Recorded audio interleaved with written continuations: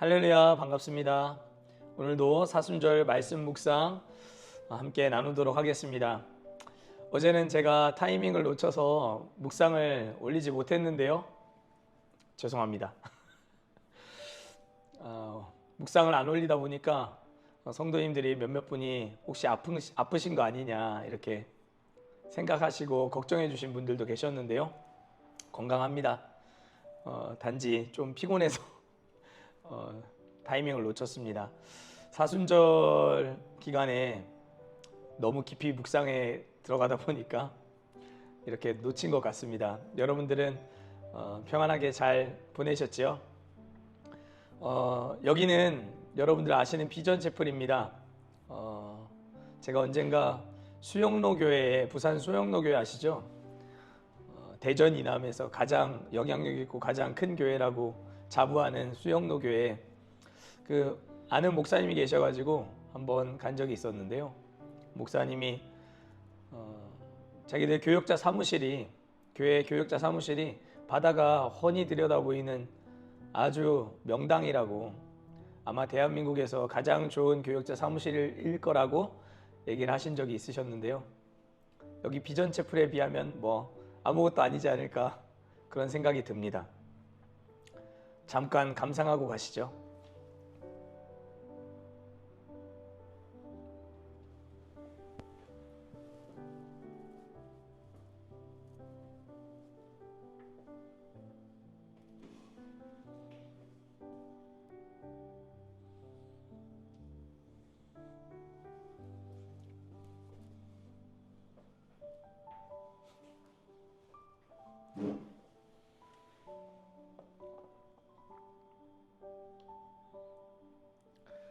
저는 이런 곳에서 사역을 하고 있습니다.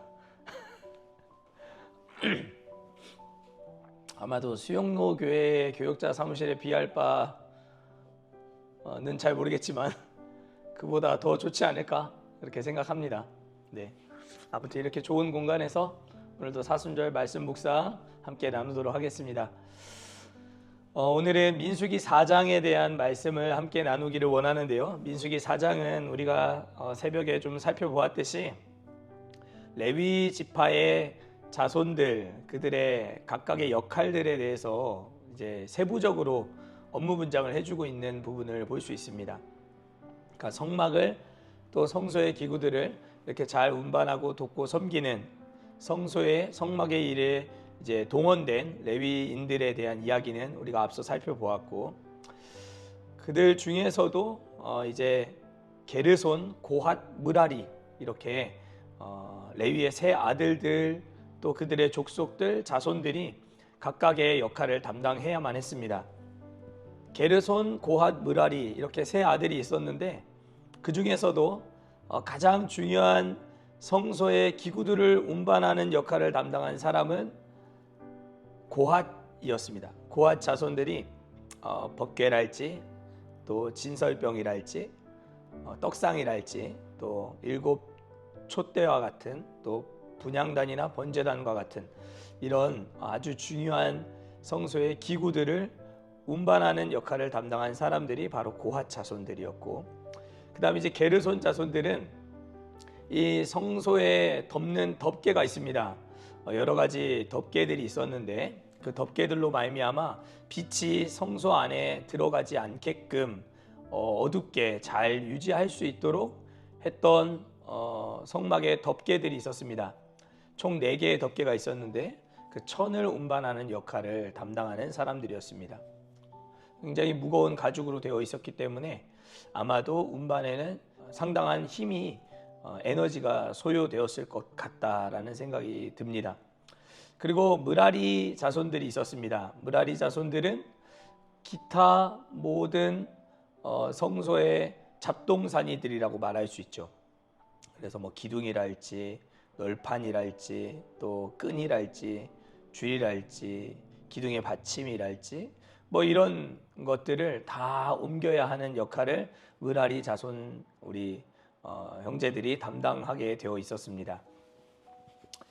그러니까 어찌 보면 므라리나 게르손 자손에 속한 사람들은 고앗 자손들이 옮기고 있는 성소의 중요한 기구들을 옮기는 모습들을 보며 아마도 자신의 역할을 비중이 작다 혹은 하찮은 일을 담당하고 있다 뭐 이런 생각을 했을 수도 있겠다 싶습니다.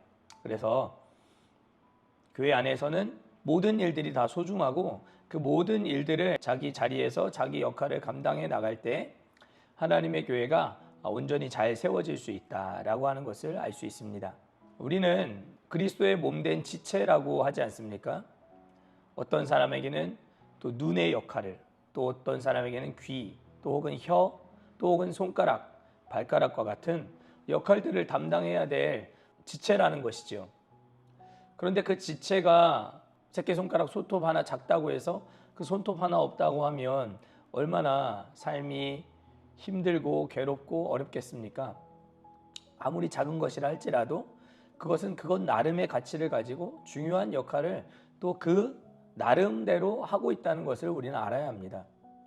성막의 주를 담당하는 므라리 자손이 맨날 나도 법궤 옮기고 싶다 그렇게 주장하고 비교의식을 가지고 살았더라면 아마 줄을 내팽겨치고 다니는 그 성막이 제대로 매듭이 지어질 수 있었을까?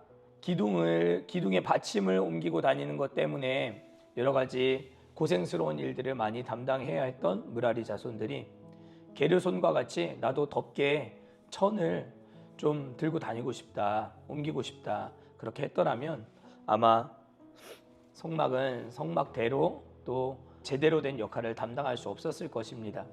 우리 교회는 각자 지체로서의 역할을 다 담당해야 하고 그것을 기쁨으로 감당해 나갈 때 비교의식에 사로잡히지 않고 우리가 이 사명을 감당해 나갈 때 하나님의 나라가 우리 가운데 이루어지겠다라는 생각을 해보게 됩니다. 그리고 레위 자손들은 30세 이상 또 50세 이하의 남자들이 이 일들을 담당하도록 되어 있었다라고 민수기 4장 후반절에서 우리에게 가르쳐주고 있습니다. 이것은 하나님이 정하신 때가 있다는 것을 의미합니다. 일할 수 있는 때가 아직 낮임에 나를 보내신 이의 일을 우리가 하여야 하리라. 밤이 오리니 그때는 아무도 일할 수 없느니라. 말씀하신 우리 예수님의 말씀처럼 밤이 곧 온다는 것입니다. 일할 수 없는 밤. 그렇기 때문에 우리가 할 수 있는 인생의 가장 좋은 황금기 30대부터 40대까지 정말 중요한 시기 아닙니까? 그 시기를 하나님 앞에 드릴 줄 아는 우리가 되어야 되겠다. 여러분들도 뭐 나이의 많고 적음을 떠나서 여러분들의 오늘이 가장 그 황금기가 아닐까 생각합니다. 하나님을 위해서 일할 수 있을 그때가 아마 레위인들이 말하는 30세부터 50세 사이의 남자들의 상황을 가리키는 것이 아닌가. 그래서 우리 사랑하는 성도님들도 나는 하나님 앞에서 영원한 청춘이다 이렇게 생각하시고 할 수 있을 때, 배울 수 있을 때, 외울 수 있을 때, 읽을 수 있을 때, 부를 수 있을 때 여러분들 마음껏 하나님의 이름을 부르고 찬양하고 예배하는 은혜의 전성기로 살아가는 저와 우리 모두가 되었으면 좋겠습니다. 오늘도 주 안에서 행복하고 즐거운 하루 되시길 바랍니다.